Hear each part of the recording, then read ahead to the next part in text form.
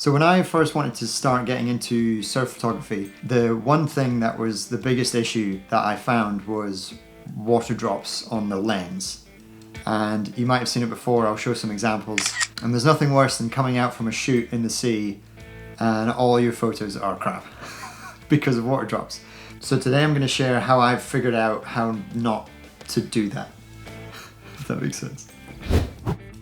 First things first, we're going to talk about a flat port on a housing. I know you can get dome ports as well, and you can get them for GoPros and all sorts of stuff as well, but we're just talking about flat port because that's the one that I tend to use most and it's what I've had most success with in my very short lifespan of being a surf photographer. So the first things first, basically just clean your housing. Give it a nice little blow with this guy. Get all the sand out of the little crevices. Blow it out. Inside as well. You never know if there's like dust, dog hair, sand. Don't know why I said dog hair, I don't have a dog. Basically, the night before a shoot, I'll do this and I'll clean the entire thing. What I tend to do as well is I'll also clean the glass on the front and inside, just to make sure it is as clean as can be.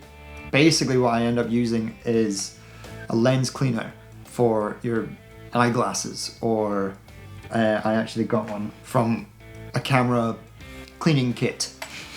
And it works really well. Basically make sure everything is nice and clean, super spotless.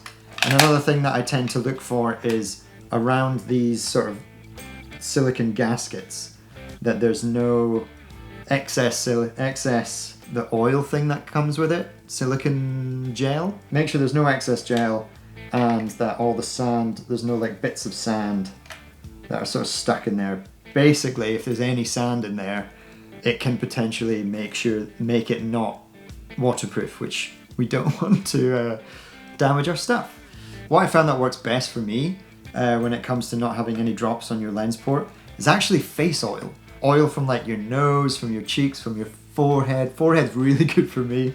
Behind your ear, in your ear, all that oil that you have in your face. And then you just kind of rub it in. Get the other side of your face on top of the forehead. Rub that in, and you just kind of buff it in as hard as you can and as long as you can until it starts to become a little bit clear again. You don't really want it to be hazy. After I've rubbed enough face oil, I grab a block of wax. I'm actually using Bee Bumps, which is a wax brand that my mate owns. Shout out to Sam. An all natural wax made by Cornish bees. But basically what I do is I'll like dab, rather than score, I kind of just dab little dots around the port, and then I take another finger again, don't know if you can see this, and then I just buff that bad boy in again until it becomes nice and clear again. It's never going to be perfect, but once you start getting it wet, I find that it starts to be quite nice. I've seen other people sort of do the idea of licking, and you just sort of oh shit you just sort of lick your port or spit on it. I find that does work just as a like sort of precaution. If I forget to have licked it or spit on it or whatever, this seems to do the trick and I never really get any droplets. Another one that I've seen is candle wax. I don't know where you would find one of these candles in and around your house unless you've bought them from Amazon. I actually bought, I think, a pack of 20 or something ages ago to give it a try, and I think I still have 20 because I didn't actually find that they worked very well. Surf wax works well, and your face oil. Surf wax, face oil. So the next day when you're on the shoot, you're just about to go into the sea, what I tend to do is just dab a little bit more wax onto the port just to double check that it is nice and waxy. Give that a buff out with your finger again.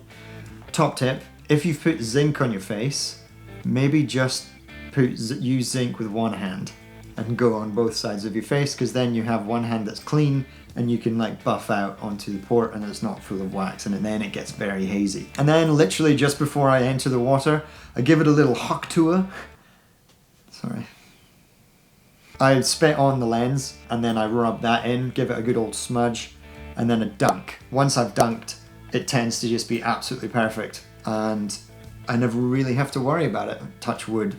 When I'm out in the ocean taking shots, I tend to keep the housing submerged in the water. I don't know why, I just find that when someone catches a wave and then I want to be ready for it, bringing the housing back up out of the water gives it that, all the water kind of runs off and gives it that clean look. Whereas I find if I'm sort of trying to keep it out of the water and then dunking over a set, under a set, and then coming back up, it'll gradually start to get rid of the wax layer that's on top, and it's kind of hard to add to it, and maybe you just need to like spit on it again. But I find keeping it submerged sort of under the waterline. But those are my tips. Quick little video. I like doing these tips. I kind of wanted to make stuff like this so that I can help other photographers who are maybe getting into surf photography or other types of photography. So I want to do little tip things like this. Please let me know if you enjoyed it. Please let me know how you keep the water droplets off your lens port when you're in the sea, what your success rate is, and I'll see you in the next video.